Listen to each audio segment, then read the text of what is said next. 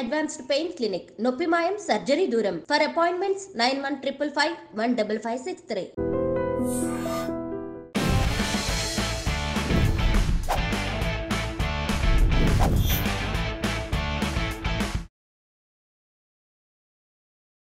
I dream సమర్పిస్తున్న IAS simplified and innovative IAS orientation programme. ఇది episode number 14. చాలా ఎపిసోడ్లు నేను 20 నిమిషాలు చెప్పిన ఉన్నాయి, 15 నిమిషాలు చెప్పిన ఉన్నాయి. కానీ ఈ ఎపిసోడ్ నాకు తెలిసి 5 నిమిషాల్లో, మహా అయితే 6 నిమిషాల్లో చాలా చాలా చాలా కీలకమైనది. బహుశా నాకు తెలిసినంతవరకు ఎవరో కానీ దీని మీద దృష్టి పెట్టనిది ఏంటంటే, రెఫరెన్స్ బుక్స్ అవసరం లేని సబ్జెక్టులు.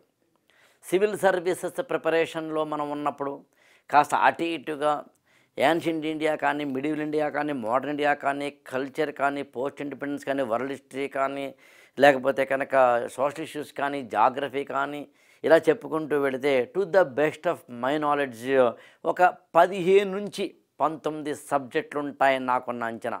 15 నుంచి 19 సబ్జెక్టులు ఉండే దాంట్లో కాస్త అటు ఇటుగా ఇక్కడ బోర్డు మీద కనుక మీరు చూస్తే 9 సబ్జెక్టులలో రెఫరెన్స్ పుస్తకాలు అవసరం లేదు. ఇది చాలా ఆసక్తికరంగా అనిపించే విషయం. రెఫరెన్స్ పుస్తకాలు అవసరం లేదు అంటే నా ఉద్దేశం ఏంటంటే, సివిల్ సర్వీసెస్ సబ్జెక్టులు 19 అనుకుంటే కనుక ఈ 19 సబ్జెక్టులలో ఇప్పుడు మనం మాట్లాడుతున్న ఈ 9 సబ్జెక్టులకి ఏ విధమైన పుస్తకాన్ని చదవకుండా, అంటే రెఫరెన్స్ బుక్ని చదవకుండా, జస్ట్ కొంత కంటెంట్ని మనంతటా మనం తయారు చేసుకుని కానీ, కరెంట్ అఫైర్స్ని మాత్రమే ఆధారం చేసుకుని కానీ, కొంత ఇంటర్నెట్ మీద ఆధారపడి కానీ, లేదా ఏదైనా కోచింగ్ సెంటర్ వాళ్ళు ఇచ్చిన మెటీరియల్ మీద ఆధారపడి కానీ మనం కనుక మన ప్రిపరేషన్ చేస్తే మనకి సరిపోయేంత ఇది. అందుకని మనకి ఈ 9 సబ్జెక్టులు ఏమిటి, అందులో మళ్ళీ 2 కేటగిరీలు ఉన్నాయి. Category 1, category 2. ఎందుకు నేను కేటగిరీ 1, కేటగిరీ 2 అన్నానంటే ఇక్కడ చూడండి. కేటగిరీ 1లో ఎన్సీఆర్టీ 50% చదవాలి. కేటగిరీ 2 అయితే ఎన్సీఆర్టీ అసలు చదవాల్సిన అవసరమే లేదు. కేటగిరీ 1లో అడ్వాన్స్డ్ రెఫరెన్స్ పుస్తకాలు 50% చదవాలి. కేటగిరీ 2 అయితే అసలు అది చదవక్కర్లేదు. కేటగిరీ 1లో కరెంట్ అఫైర్స్ 100%, కేటగిరీ 2 కూడా కరెంట్ అఫైర్స్ 100%. గవర్నమెంట్ రిపోర్ట్స్ అని యాక్చువల్గా నేను ఈ ఎపిసోడ్స్లో గవర్నమెంట్ రిపోర్ట్స్ మీద కూడా ఒక ఎపిసోడ్ చేస్తాను. అసలు వాట్ ఎగ్జాక్ట్లీ గవర్నమెంట్ రిపోర్ట్స్, వాటిని ఎలా తీసుకోవాలి అనేది. కాబట్టి గవర్నమెంట్ రిపోర్ట్స్లో 100% మనం వాటి మీద ఆధారపడితే సరిపోతుంది. అందుకని post independence, world history, international relations, environment అనేవి కేటగిరీ 1. వాటికి ఎన్సీఆర్టీలు చదవండి, వీలైతే అడ్వాన్స్ రెఫరెన్స్ పుస్తకాలు చదవండి. చదవకపోయినా పర్వాలేదు, బట్ ఉన్నాయి కాబట్టి చదవమంటున్నాను నిజానికి. లేదా బేసిక్స్ కోసం చదివితే సరిపోతుంది. సాధారణంగా ఒక బుక్ని చదవాలి చదవకూడదు అనే దాని విషయంలో ఉన్నది ఏంటంటే, కొంతమంది లాంగ్ టర్మ్లో చదువుతారు. అంటే 3 ఏళ్ల పాటు 4 ఏళ్ల పాటు ముందే, అంటే 2 ఏళ్ల తర్వాత 3 ఏళ్ల తర్వాత ఎగ్జామినేషన్ రాయిపోయి ఇప్పటి నుంచి ప్రిపరేషన్ చేస్తున్న వాళ్ళు. కొంతమంది 10th క్లాస్ నుంచో ఇంటర్మీడియట్ నుంచో స్టార్ట్ చేసేవాళ్ళు ఉంటారు. కొంతమంది డిగ్రీ ఫస్ట్ ఇయర్లో స్టార్ట్ చేసేవాళ్ళు ఉంటారు. కొంతమంది బీటెక్ డిగ్రీ అయిపోయిన తర్వాత కూడా 2 ఏళ్ల వరకు రాయను సార్, ముందు నేను చదువుతాను అనేవాళ్ళు ఉంటారు. సో అందుకని ఎప్పుడు మేము చదివితే పర్వాలేదు అన్నప్పుడు ఆ లాంగ్ టర్మ్ వాళ్ళని దృష్టిలో పెట్టుకుని, అందుకని కేటగిరీ 1లో ఎన్సీఆర్టీ అడ్వాన్స్డ్ బుక్స్ చదవమంటే అర్థం ఉన్నాయి కదా అని ఒకటి, వీలైతే అని ఒకటి, బేసిక్స్కి పనికొస్తుంది కదా అని ఒకటి. కీలకంగా చెప్పాలి అంటే అక్కడ ఆ రిసోర్సెస్లో బేసిక్స్ని చదవడం ద్వారా అవగాహన పెంచుకోవచ్చు కదా అని తప్ప మరొకటి కాదు. But current affairs and government reports మాత్రం 100%కి 100% చదవాల్సిందే. అందులో government reports are very important యాక్చువల్గా. అది ఎలాగో మనం వేరియస్ ఎపిసోడ్స్లో మాట్లాడుకుందాం. ఇంకా కేటగిరీ 2. కేటగిరీ 2లో social issues, governance, disaster management, internal security, general SA అనే 5 ఏరియాలు ఉన్నాయి. జనరల్ ఎస్ఏ అంటే 250 మార్కులకి. ఈ 5టికి దయచేసి అసలు ఎన్సీఆర్టీ చదవక్కర్లేదు, లేవు కూడా. ఏఆర్బీలు చదవక్కర్లేదు, లేవు కూడా. ఏఆర్బీ అంటే అడ్వాన్స్డ్ రెఫరెన్స్ బుక్స్ అని అర్థం. Current affairs and government reports ద్వారా మాత్రమే. ఎందుకు ఇలాగా? కరెంట్ అఫైర్స్ ఎలాగో చదవక తప్పదు. అంటే యాజ్ ఏ స్టూడెంట్గా కరెంట్ అఫైర్స్ని ఎలాగూ చదవక తప్పదు కాబట్టి మళ్ళీ ప్రత్యేకంగా ఒక రెఫరెన్స్ పుస్తకాన్ని ముందేసుకుని, లేదా ఏ రెఫరెన్స్ పుస్తకం చదవాలని ఆలోచించి, రెఫరెన్స్ పుస్తకం ఉందా లేదా అనే దాని మీద దృష్టి పెట్టి, రెఫరెన్స్ పుస్తకం లేకపోతే ఎలాగా అనే బెంగెట్టేసుకుని కన్నీళ్లు కార్చేసుకోవాల్సిన అవసరం లేకుండా రెఫరెన్స్ బుక్స్ అవసరం లేని సబ్జెక్టులు అంటున్నాను. ఏ ఏ పుస్తకాలైతే చదువుతామో వాటిని కొన్ని సబ్జెక్టులు చదవండి. హిస్టరీకి ఎలాగూ చదవక తప్పదు, జాగ్రఫీకి ఎలాగూ చదవక తప్పదు, ఎకనామిక్స్కి ఎలాగూ చదవక తప్పదు.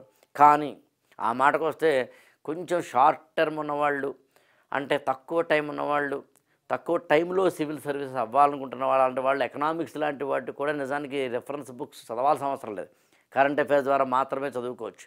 అందునే చెప్తాను, ఎంత మేము ఇలాంటి వేదికల ద్వారా మీకు చెప్పే ప్రయత్నం చేస్తున్నా ఆ మెలకువలు కానీ, వాటికి సంబంధించిన విశేషాలు కానీ ఖచ్చితంగా ఎనీ కోచింగ్ సెంటర్లో మీరు జాయిన్ అయినప్పుడు, ఎనీ మెంటార్ని మీరు ఎంచుకున్నప్పుడు వారు మరింతగా చెబుతారు. కేవలం ఒక యూట్యూబ్ వీడియో చూసేసి మనం ఎలాగైతే ఒక మెడిసిన్ వేయలేమో, ఒక రోగానికి మందులు మనం ఎలాగైతే ప్రిస్క్రైబ్ చేయలేమో, అలాగే ఒక ఎక్స్పర్ట్ ఉండాల్సిందే. ట్యాక్సేషన్ సంబంధించి 4 వీడియోలు చూసేసి మనం చార్టెడ్ అకౌంటెంట్ కాలేం. అలా ఇక్కడ కూడా అంతే. ఇలాంటివి కేవలం అవగాహన కోసం మాత్రమే. నేను వీటిలో పోస్ట్ ఇండిపెండెన్స్కి ఉదాహరణకి ఎందుకు వద్దన్నాను? What is the reason? నిజానికి బిపిన్ చంద్ర రాసిన పోస్ట్ ఇండిపెండెన్స్ పుస్తకం ఇంత లావు ఉంటుందండి. మరి అంత లావు పుస్తకం చదవక్కర్లేదు ఎందుకంటున్నాను నేను? What is the reason? Simple reason అండి. పోస్ట్ ఇండిపెండెన్స్ సంబంధించి కనుక మీరు ఇంత లావు పుస్తకం చదివితే అది బ్రాడ్ అవుట్లుక్ ఇస్తుంది. కానీ పోస్ట్ ఇండిపెండెన్స్ సంబంధించి మనం చదవాల్సినవన్నీ కూడా ఒక క్వశ్చన్ లేదా 2 క్వశ్చన్స్ మాత్రమే వస్తాయి. అంటే 10 మార్కులకి లేదా 20 మార్కులకి మాత్రమే వస్తాయి. ఆ వచ్చేది కరెంట్ అఫైర్స్ నుంచి ఆధారపడి వస్తుంది, లేదా వచ్చేది చాలా ప్రామినెంట్ ఎకనామిక్ లేదా మరొకటి అయి వస్తుంది. అంటే పోస్ట్ ఇండిపెండెన్స్ అనే దానికి సంబంధించి దాదాపు 1000 పేజీలు ఇంత లావు పుస్తకం చదవడం కన్నా, దానివల్ల అయ్యే టైం వేస్ట్ కన్నా, దానివల్ల కలిగే లాభం కన్నా మనం ఒక షార్ట్కట్లో స్మార్టర్ వేలో ఆలోచిస్తే బెస్ట్ అని చెప్పడం నా ఉద్దేశం. అలా అనుకున్నప్పుడు రెఫరెన్స్ బుక్స్ అవసరం లేదని, వీటన్నిటికీ కూడా అంతే, రెఫరెన్స్ పుస్తకాలు అవసరం లేదని. సో అందుకని ఇలాంటి ఎపిసోడ్లు చేస్తున్నప్పుడు తెలుగు మీడియం పుస్తకాలు, ఇంగ్లీష్ మీడియం పుస్తకాలు ఇస్తున్న ఎపిసోడ్ల విషయంలో నాకు పెద్దగా కిక్ అనిపించదు. కానీ ఇలాంటి ఎపిసోడ్లు ఇస్తున్నప్పుడు మాత్రం నాకు కిక్ అనిపిస్తుంది. అవసరం లేని పుస్తకాలు ఏమిటో, అవసరం లేని సబ్జెక్టులు ఏంటో, అవసరం లేకుండా అంటే చదవాల్సిన అవసరం లేకుండా కూడా ర్యాంక్ ఎలా సంపాదించవచ్చు లాంటి వాటికి సంబంధించి బహుశా నాకు తెలిసినంత వరకు ఈ ఫీల్డ్లో డక్కా ముక్కలు తిన్నవాళ్ళు, సీనియర్లు, లేకపోతే ఒక 5-6 సార్లు ఎగ్జామ్ రాసిన వాళ్ళు, 20-30 ఏళ్ళు పడితో ఫ్యాకల్టీగా ఉన్నవాళ్ళు మాత్రమే ఇది వద్దు, ఇది చదువు, ఇది కావాలి, ఇది అక్కర్లేదు లాంటివి చెప్పే ప్రయత్నం చేస్తారు. సో అవకాశం నాకు ఇలాంటి ఎపిసోడ్లో వస్తుంది కాబట్టి thank you so much for watching this episode. ఈ ఎపిసోడ్లో నేను రెఫరెన్స్ బుక్స్ అవసరం లేని సబ్జెక్టులు ఏంటో చెప్పడం వెనకాల ఉద్దేశం, ఈ పుస్తకాలు చదవకపోయినా కూడా వీటిలో మార్కులు ఎక్కువ తెచ్చుకోవచ్చని. అంతేగాని చదవక్కర్లేదు, మార్కులు రావక్కర్లేదనో, లేదా వీటి నుంచి క్వశ్చన్స్ రావనో మాత్రం కాదు. వీటి నుంచి ప్రశ్నలు వస్తాయి. వీటి నుంచి అనేకమైన ప్రశ్నలు వచ్చినా కూడా మనం 100కి 100% ఆన్సర్ రాయొచ్చు, బట్ చదవకుండా అన్నమాట. ఆ కిక్కులు, ఆ టెక్నిక్ని అర్థం చేసుకునే ప్రయత్నం చేయడమే నిజానికి ఇక్కడ ర్యాంకర్లు చేసే పని.